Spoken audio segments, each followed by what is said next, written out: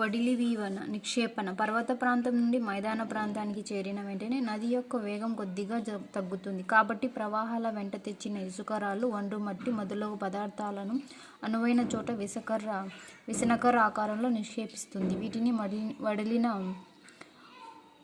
వీవనాలు అంటారు. నది వంకరలు నిక్షేపణ నదికి వంకరలు అనేవి నది వృద్ధాప్య దశను చేరుకుంటున్న సమయంలో ఏర్పడతాయి.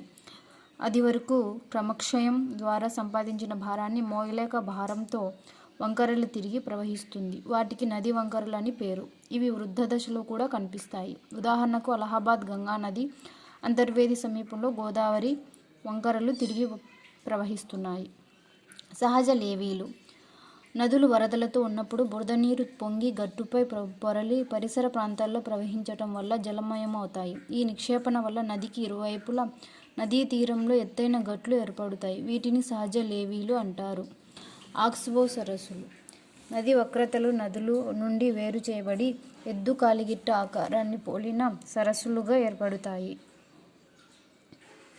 వాటిని ఆక్సీ సరస్సులు అంటారు. పాయింట్స్ బార్లు నది వంపులు తిరిగి ప్రాంతంలో నది భారాన్ని మోయలేక అవక్షేపాలు ఏర్పడిన తిన్నెలు నెలవంక ఆకారంలో ఉంటాయి. వీటినే పాయింట్ బార్లు అని అంటారు.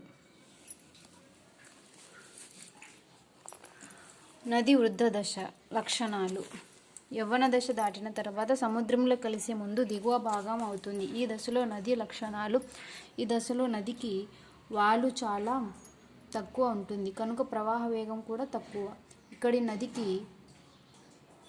ఉపనదులు ఉండవు. నది పాయలుగా చీలి సముద్రంలో కలుస్తుంది. వీటిని నదీ పాయలు అంటారు. నది యొక్క ముఖ్య ఉద్దేశం నిక్షేపణ మాత్రమే.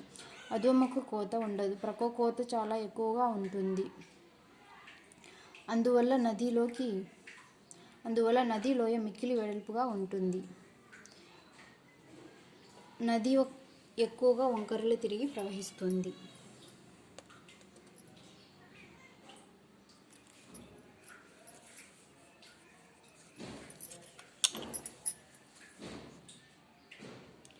నది వృద్ధ దశ భూస్వరూపాలు ఇసుక మేటలు నిక్షేపణ బాల్య యవ్వన దశలో క్రమక్షయం వలన సంపాదించిన మట్టి, ఇసుక మొదలైన పదార్థాల బరువును సముద్రం వరకు రవాణా చేయలేక ప్రవాహం మధ్యలోనే నిక్షేపిస్తుంది.